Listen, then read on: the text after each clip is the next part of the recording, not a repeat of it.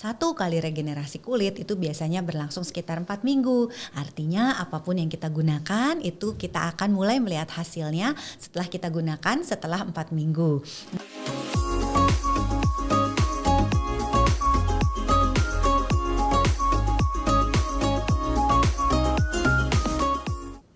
Halo, selamat datang di Glow Education episode 2. Salam kulit sehat dan cantik untuk seluruh wanita di Indonesia. Jumpa lagi bersama saya Gita dan Dr. Dian sebagai dokter spesialis kulit dan kelamin yang akan menemani kita hari ini untuk membahas tentang rahasia perawatan kulit cantik, kulit terbaik, mitos yang perlu dipecahkan, dan wawasan dan update terbaru tentang dunia perawatan perkulitan. Jadi, jika kalian ingin tahu cara menjaga kulit tetap awet muda, mengatasi masalah kulit, dan juga atau hanya sekedar untuk mengingat kembali kebiasaan-kebiasaan yang menunjang kecantikan kulit, ikutin terus channel kita sampai habis ya, ditonton sampai habis. Halo dok, apa kabar? Gimana kesibukannya akhir-akhir ini, apa aja dok? Ya, kabar baik Git. Ya, saya biasa praktek, edukasi. Gita gimana? Aku juga baik, masih kayak gini aja sih dok, sibuk-sibuknya. Oke, makasih nih dok udah ngeluangin waktunya untuk ketemu lagi sama kita dan menyapa-nyapa teman online kita. Oke dok, nah kita langsung aja ya bahas tentang perawatan kulit yang paling update saat ini. Nah dok, ngomongin soal kulit glowing gitu ya atau kulit cerah, menurut dokter definisi kulit yang glowing atau cerah tuh kayak apa sih dok? Ya, jadi kalau kulit yang cerah, nah kalau cerah itu kita memang biasanya identiknya glowing gitu ya. Jadi kulitnya memang tampak bersinar. Tapi tidak hanya itu sebetulnya. Yang pertama itu biasanya warnanya Git. Jadi teman-teman kalau bilang kulit cerah itu yang pertama warna kulitnya harus rata. Jadi even, kita bilangnya even skin pigmentation. Jadi tidak ada bercak-bercak seperti misalnya bercak-bercak coklat atau kehitaman, atau juga kalau yang pasca berjerawat tidak ada bekas-bekas jerawat juga. Nah, itu salah satu tandanya. Kemudian juga kulitnya lembab dan terhidrasi dengan baik sehingga refleks tannya itu baik sehingga kalau dilihat orang terlihatnya cerah.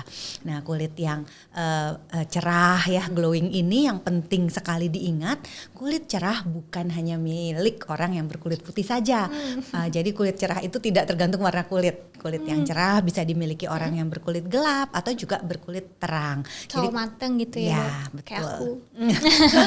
Seberapa penting sih dok untuk maksudnya untuk mendapatkan kulit yang glowing dan cerah tuh seberapa penting, karena kan itu idaman seluruh wanita di Indonesia. Ya kan, seberapa penting tuh dok? Ya betul, memang kulit yang cerah ini sangat penting karena apalagi di dunia yang sekarang ini ya Git, dunia yang sangat visual, memiliki kulit yang cerah, sehat juga artinya itu tentu penting untuk kepercayaan diri. Mau pria mau wanita tentu penting sih untuk memiliki kulit yang cerah dan sehat. Oke.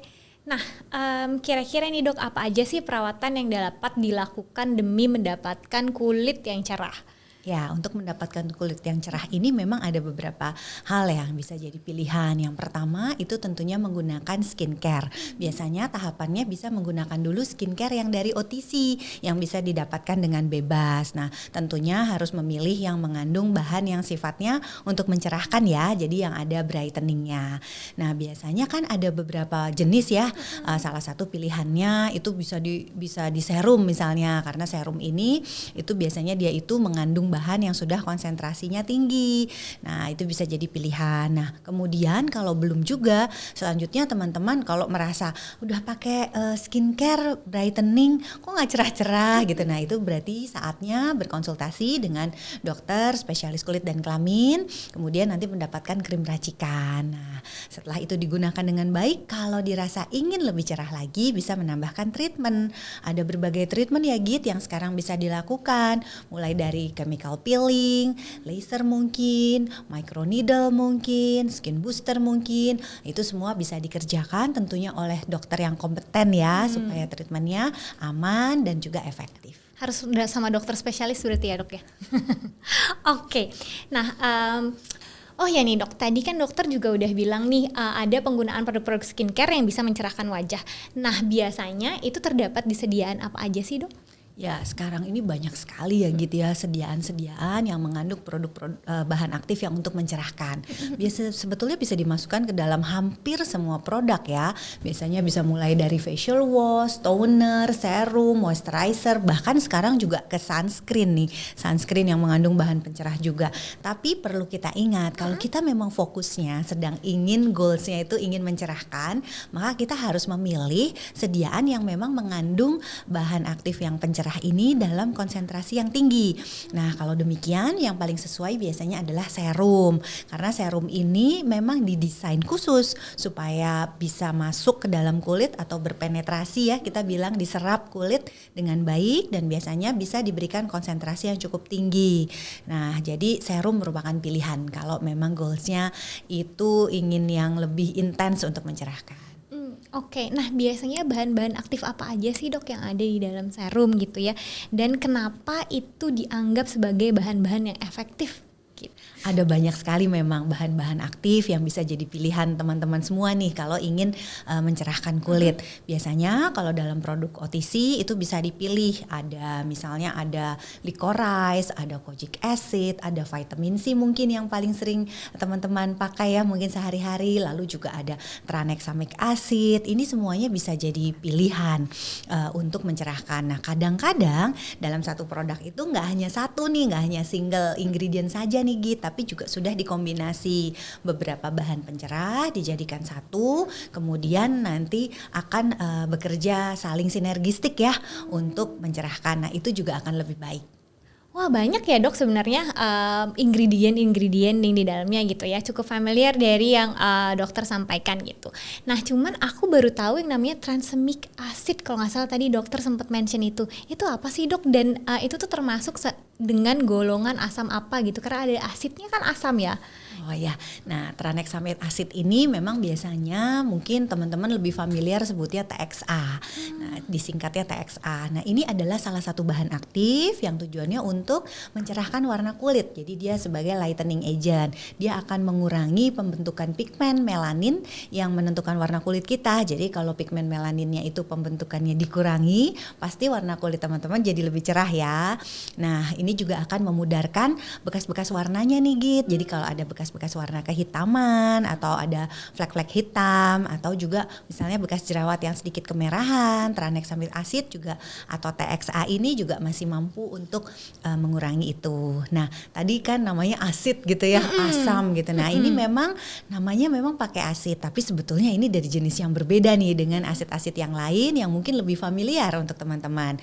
Misalnya AHA ya, alpha hydroxy acid, atau ada BHA, beta hydroxy acid, atau ada PHA gitu ya, polyhydroxy acid. Nah, ini berbeda. Kalau golongan AHA, BHA, PHA itu sifatnya masih lebih agak rentan untuk iritasi ya. Dia poten tapi dia rentan iritasi, jadi harus hati-hati. Nah, kalau tranexamic acid atau TXA ini dari golongan yang berbeda, cukup aman, cukup mild, bisa digunakan oleh hampir semua jenis kulit dan hasilnya juga baik, terutama fokusnya lebih untuk mencerahkan. Oke. Dok, aku ada pernah dengar namanya hydroquinone.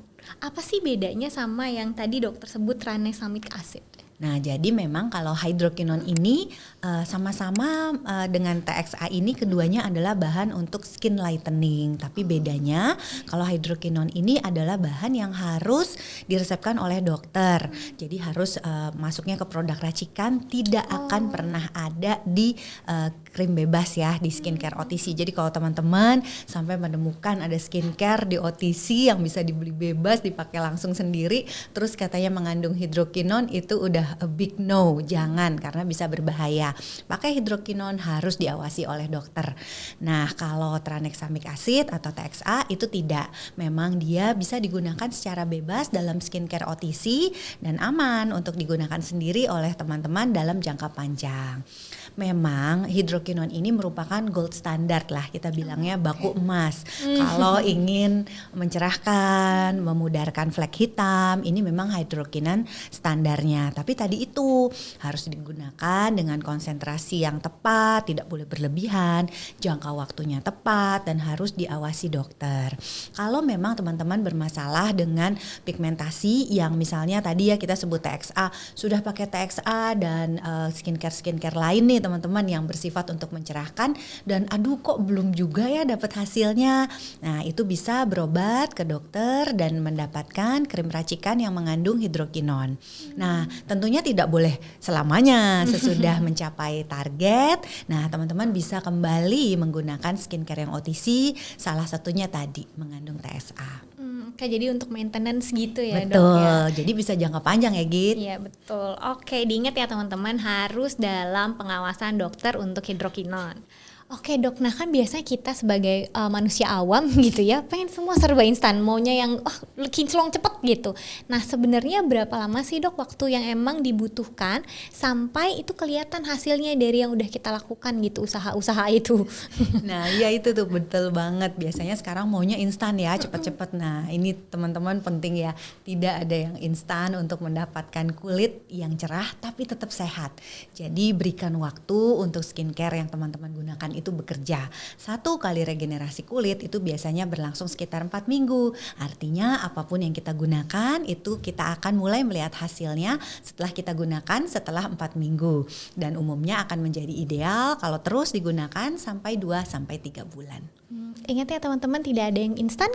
Oke, nah nih dok, gimana sih cara memilih serum yang mencerahkan, yang sesuai dengan jenis kulit dan masalah kulit tertentu dan juga aman gitu ya? Karena kan sekarang banyak banget tuh, kalau yang tadi dokter bilang di OTC banyak merek, banyak jenis gitu. Cara kita untuk memilih yang paling aman dan paling cocok itu gimana dok?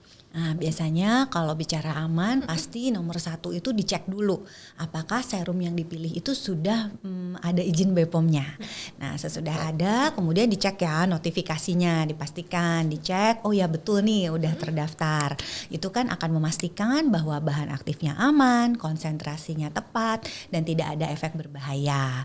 Nah setelah itu memang pemilihan bahan aktifnya, kalau kulitnya apalagi sensitif gitu ya atau pemula biasanya nih baru beginner. Nah itu jangan pilih yang tinggi-tinggi, pilih dulu lah yang konsentrasinya kecil, yang gentle. Juga yang pemilik kulit sensitif itu juga gitu ya, sama seperti pemula. Pilih yang ringan-ringan dulu saja. Nah kemudian kalau ketemu dengan produk baru, itu kita biasanya menganjurkan untuk patch test atau tes tempel. Itu sih simple saja ya, biasanya teman-teman ambil sedikit produknya pada kulit yang kering dan sudah dibersihkan. Area yang sering itu misalnya di belakang telinga, itu bisa dioleskan sedikit di situ, ditunggu untuk 1 hari, kemudian dilihat gimana reaksinya. Tidak boleh ada kemerahan atau iritasi, beruntus, gatal-gatal gitu betul, gatal-gatal. Nah kalau bebas dari itu, silahkan teman-teman bisa mulai gunakan serumnya itu untuk seluruh wajah.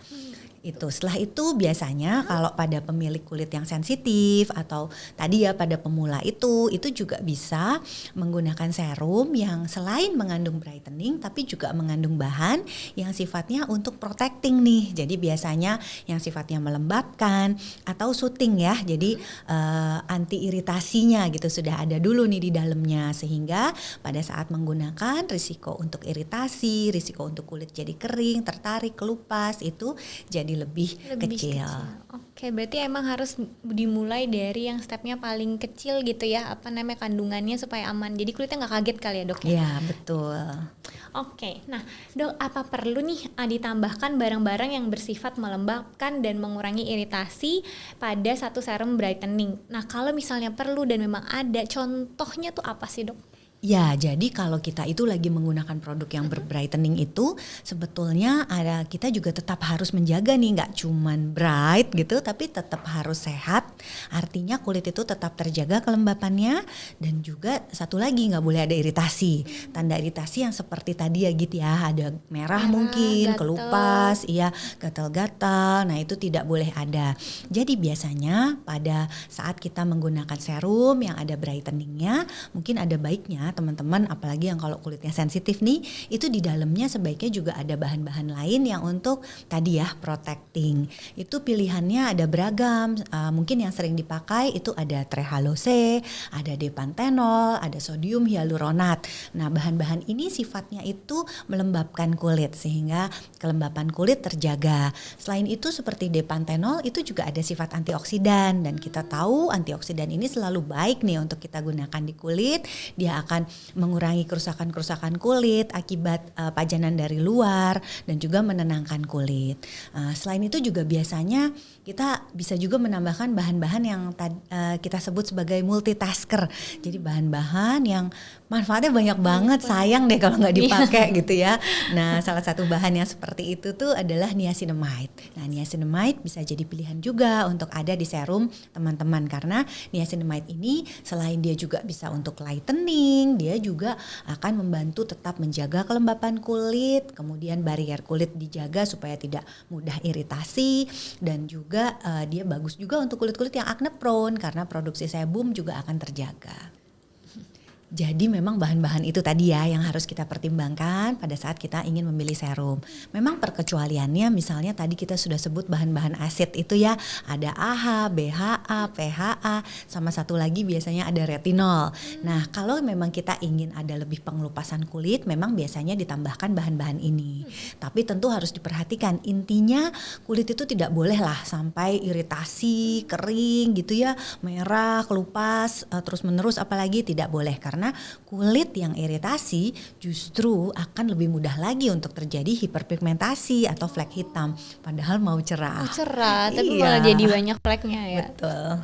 Oke.